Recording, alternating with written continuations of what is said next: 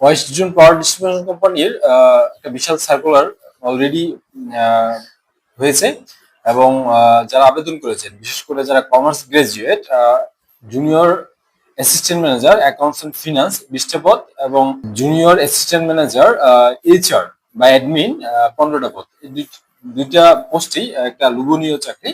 অর্থাৎ আপনারা যারা কমার্স রিলেটেড জবের জন্য চেষ্টা করতেছেন, আপনাদের এই দুটো যারা যারা যেটাতে আবেদন করেছেন ওগুলো টার্গেট নিয়ে পড়ালেখা করা উচিত।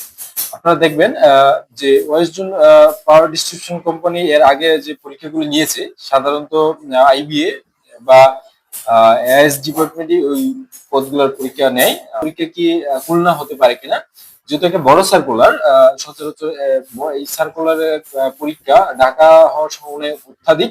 কিছু ক্ষেত্রে হয়তো নেস্কো অনেক সময় রাজশাহী পরীক্ষা হয়, এরকম যদি ওয়েস্ট জোন পাওয়ার ডিস্ট্রিবিউশনও ফলো করা শুরু করে সেক্ষেত্রে হয়তো বা খুলনা হতে পারে। তবে ধরে নেন ঢাকা কেন্দ্রিক পরীক্ষা হবে এবং পরীক্ষা নিবে হচ্ছে যে আইবিএ ডিপার্টমেন্ট।